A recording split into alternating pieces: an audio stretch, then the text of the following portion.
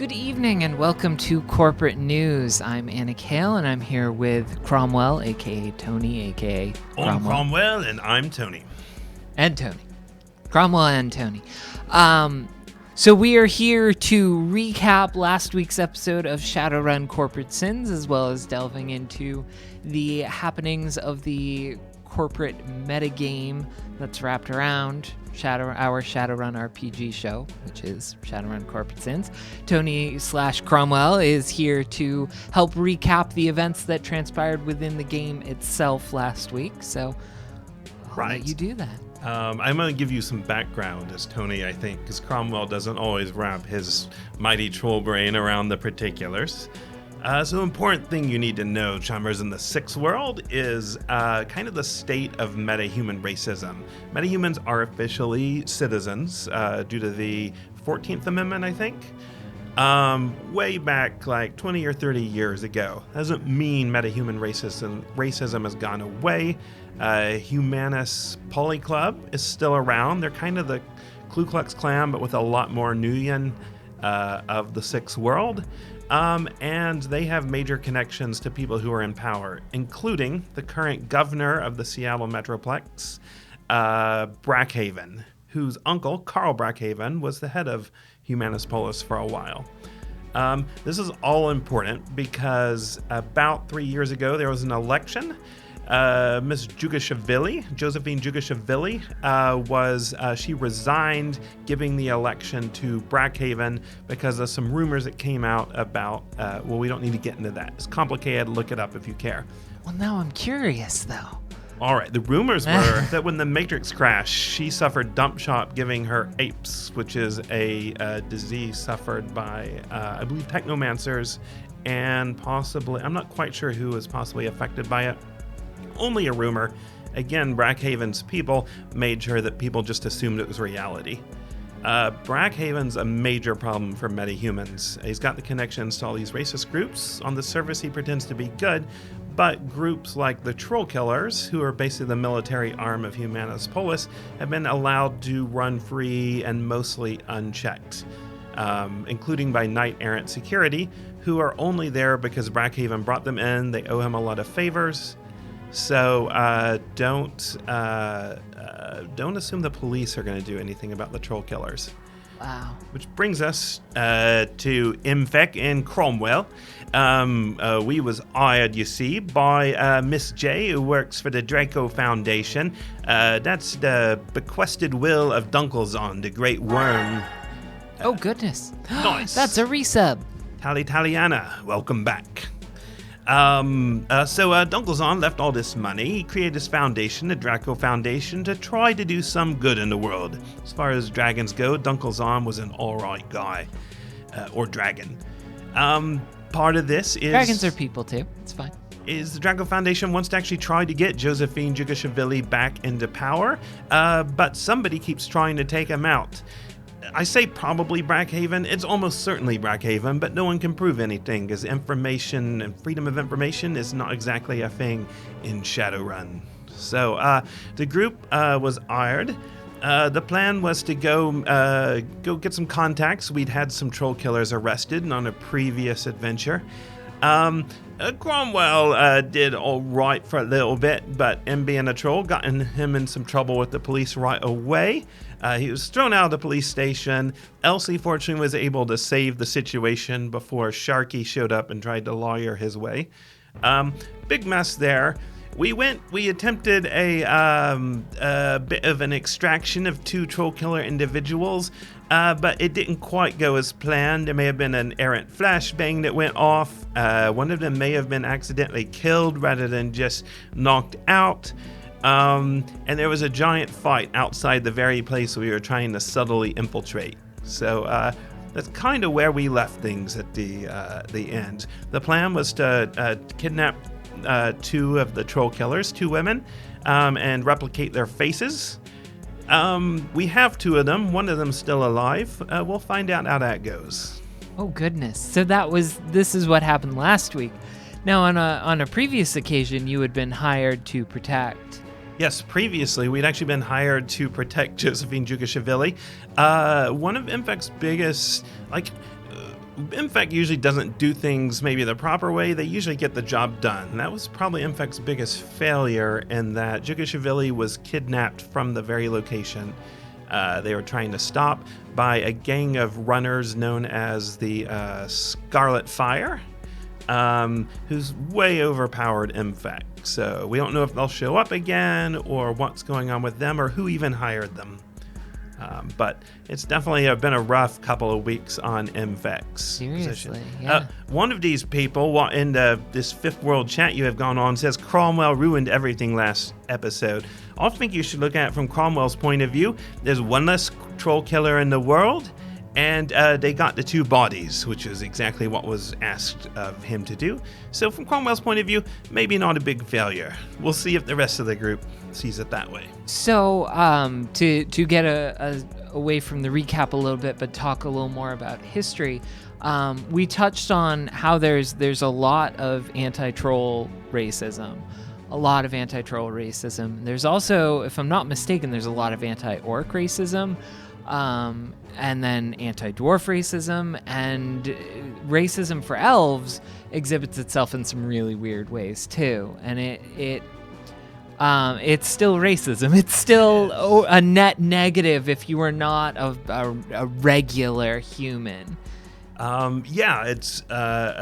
It's different. Elves are, very beautiful to humans, so they were maybe given positions of some privilege, but also put up on a pedestal in weird ways. Also, if you're a roughneck who's just a general bigot, you probably don't like elves any more than any of the rest. But maybe elves have kind of gotten away with some privilege. Dwarves just kind of fit in. There are already humans with dwarfism, so they were more accepted. Orcs, definitely not accepted, nor were trolls, although they're pretty rare, because they look like the monsters that Fifth World humans have always read about. Yeah, and certainly not in positive ways. You're amazing. It's a creepy door opening. Share with me. It is both in the French Friday! It is both in the 6th world and the 5th one, National French Friday. There is a lot of adept and technomancer racism. What's interesting in the 6th world is, although it may be intolerant in all those ways, for instance, sexually, there's been a lot of liberation, and there's not a lot of homophobia on the surface, or else it just gets knocked out of the way by the much more obvious bigotry of the world. So in fact, we have the 2 women we killed were 2 gay troll killers, which is, I feel like, an interesting ethical situation. So, French Don't fries. let the fact that they're gay get in the way of killing them. Right. No, in the 6th world, you can be terrible and be gay. That's part of the freedom that is afforded you. You have the freedom to be both gay and awful. Yes. So you can be happy about being awful.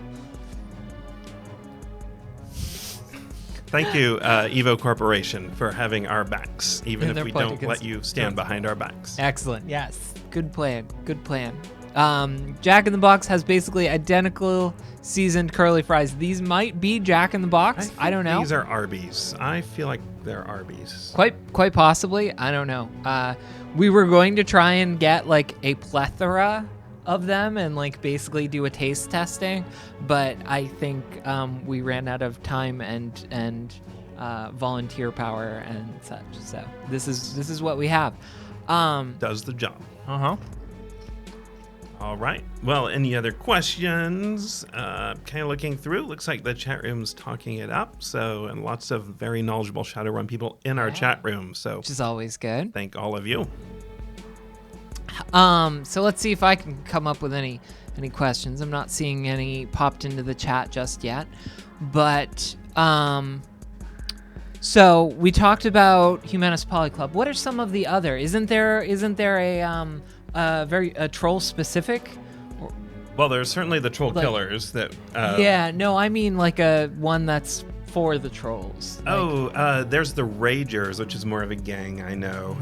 In Germany, there's the Black Forest, which is like southern Germany. Trolls kind of have their own kingdom in the woods, so to speak.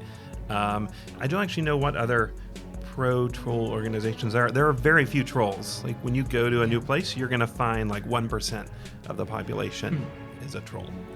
Interesting, because I know that, I mean, for example, the elves have an entire elven nation, but there are more elves than there are trolls as well. So Yes. there is that. I'm just trying to think of some of the other like we've got Humanist Poly Club, and we've got the Draco Foundation, and there are other organizations like that. Yeah, there's the hand. So many of them have been disappeared or been changed, but there's Yes, Alienator. Elves have 2 nations. Every time I say the elves have a nation, Right. somebody corrects me that there's 2. Sheer Tangier and Sheer Tanog, I think, are the 2. Genova Plus says the pro troll community, Anna. That's called the YCS, or the YouTube comment section. Yes, they are very Well played, Genova. Well played. pro and anti trolls. In the fifth world, though, the problem with trolls is they don't like other trolls. So in the sixth world, trolls try to get along when they're not beating each other. Which is important. And sometimes they are getting along when they are. Right. They're like moose or elk, which I'm not a naturalist, but I imagine fight each other without killing each other. Excellent. Well, if there are any comments or questions, to throw them into chat, tag HyperRPG and it'll highlight. But I am not seeing any, so I may have to let you off the hook. All right, the Troll Republic in Germany. Thanks, Krellin. Yes, that is the Black Forest area I was talking about. They make really good mead, from what I've read. Cromwell, the elf nations are Darmok, Jalad, and Tanagra. Right. Ba-dum-bum. Lots of metaphor in those places. Yes. All right, absolutely. chummers, we'll all see you in just a few minutes. Back to you, Anna. Thank you very much, Tony and Cromwell, and good luck in your anti-troll efforts. Thanks. Cromwell mostly has to survive Impact being angry at him first, I believe. We'll see how that goes. Good luck. So, that was it for the recap of last week's episode. They're busily getting ready to get the show up and running, and we will cut to them just as soon as they are ready. Well, we'll get some warning first. Now these fries are going to sit here and torment me because I can't eat them and talk to you all at the same time. But first, we will go over the numbers, the final numbers for the action point totals for the week. What each of the corporations will be able to spend towards different feats, different actions, go figure, in this week's corporate war. We'll start with Evo, who has 20 action points this week. Neonet comes behind them with 17. Wuxing has 13. Renraku, Seder Krupp both have 12.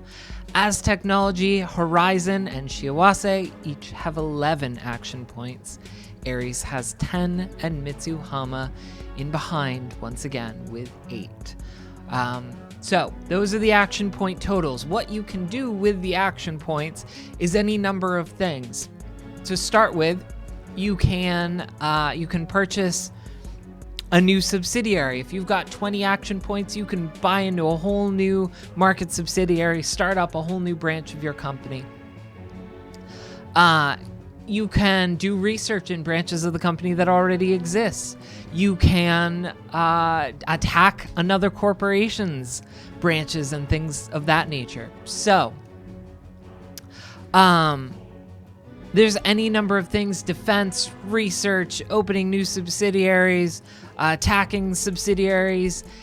There's a number of things that you can do in this corporate metagame. And this is all built to reward you all, or to say thank you more of, in the Hashtag Aries.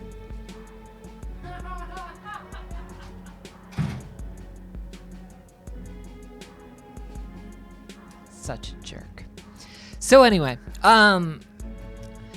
each of these things you can do in the corporate metagame cost action points. Action points are generated. Oh, good God. Evo cares. No, clearly Evo does not care, because Evo just... You guys are horrible. Why are they mean to me? Mean.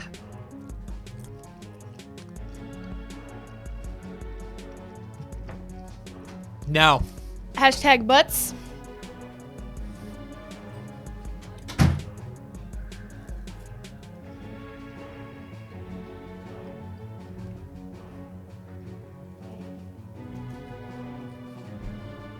All right. Evo did terrorize me. There's fries everywhere.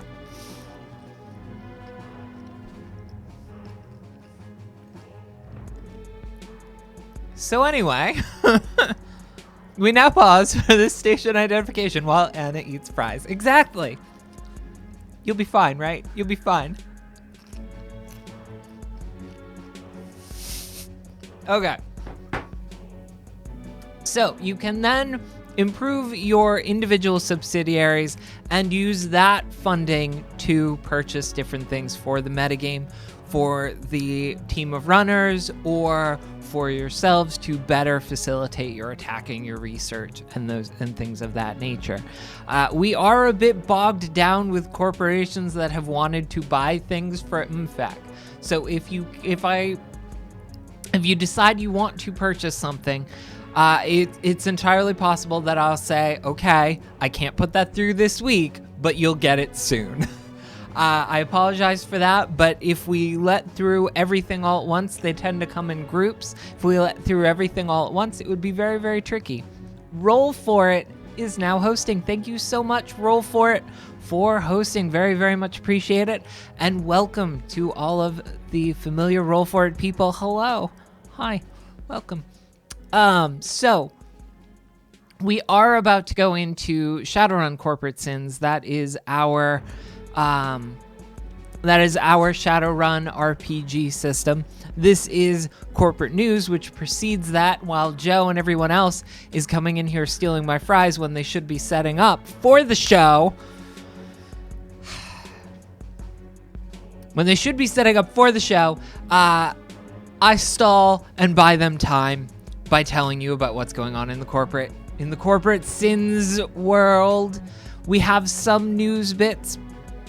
Once again, Roll For It, thank you for coming by and hosting. We appreciate that. First off, for the news, we have Seder Krupp. Seder Krupp is proud to present their new wonder of magical implementations. Simply a marvel of the sixth world. Their cable stretching device, Cable Strecker, I don't know how to pronounce German, the preferred solutions to elongate all those cables that are just too short. It is said that the most expensive cable is the one that is too short, whether it is 1 centimeter or 1 kilometer. To the rescue comes the cable stretching device from SK Magical Labs. Works well if you need to just extend a patch cord, an inch, or an underwater sea cable that extra mile. Ares has announced that it is separating and expanding the roles of the General Dynamics loan services. This new company is branching into new loan markets and investment banking.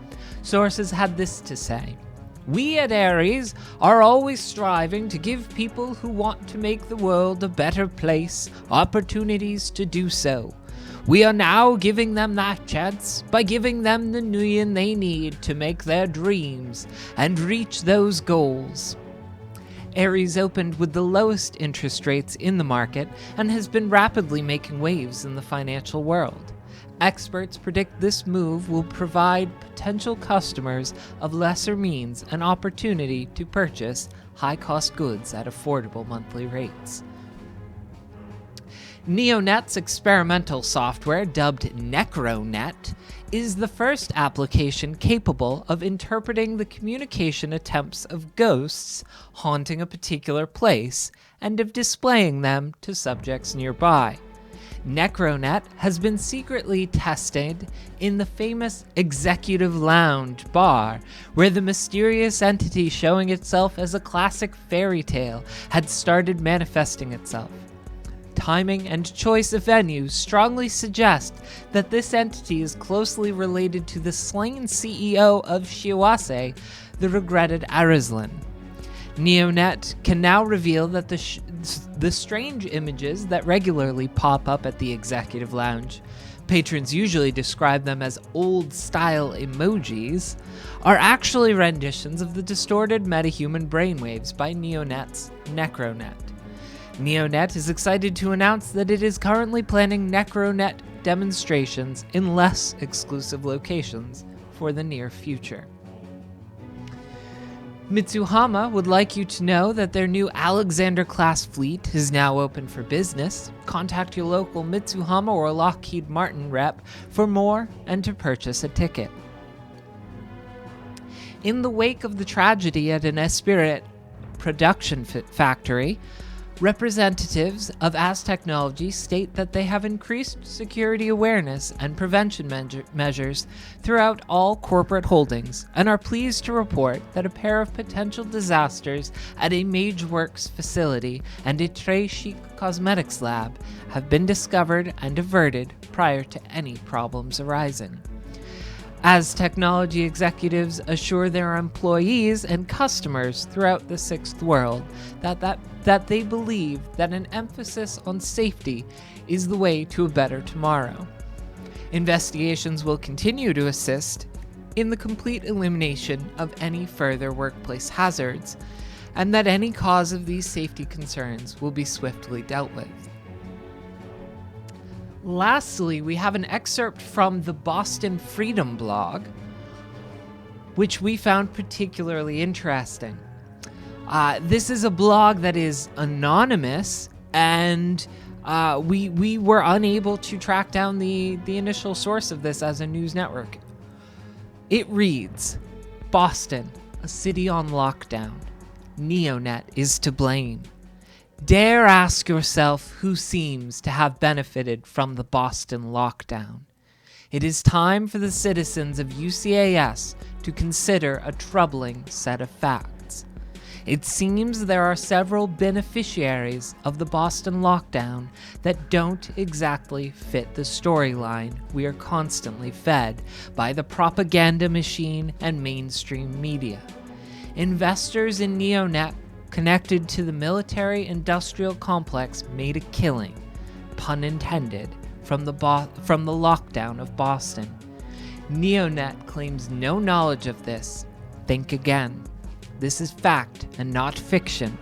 So go ahead and shun all the theories about CFD as mere skewed imagination because even if 99.9% of Neonet is innocent, there is still a sinister member at the top pulling the puppet strings for freedom, and it is signed simply CW.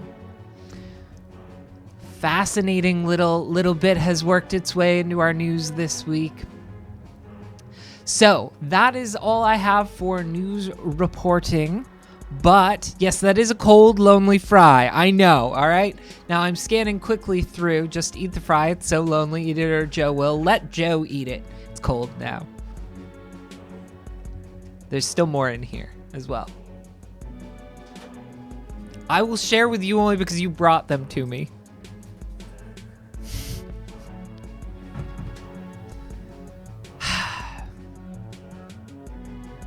So, if anybody has any questions about the corporate metagame, I will do my best to answer them.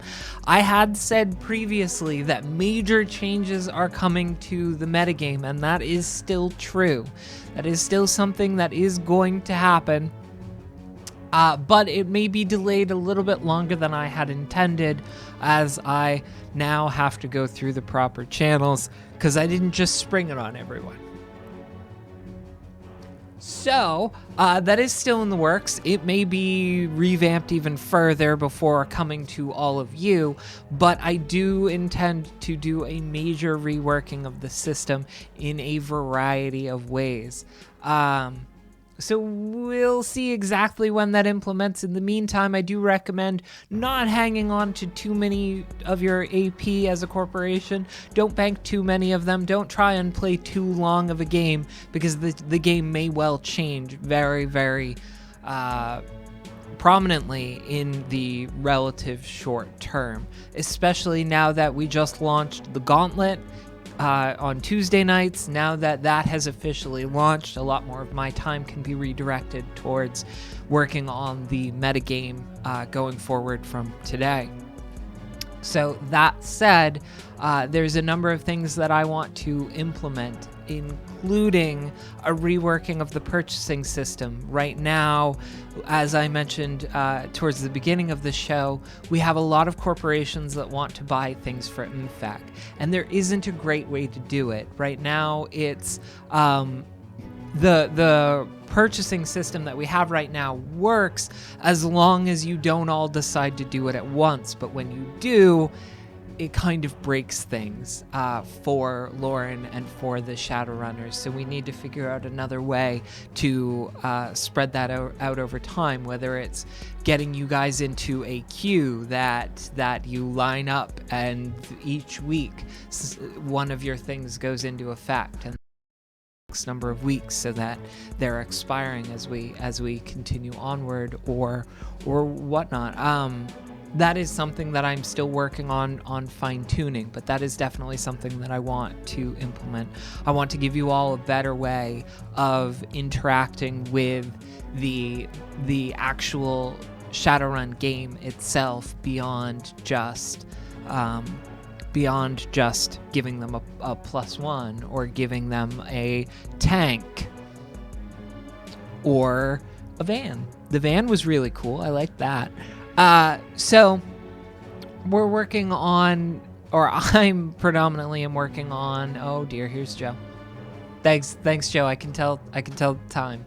No, eat that one, Joe. Eat the one on the floor. Eat the floor fry, Joe.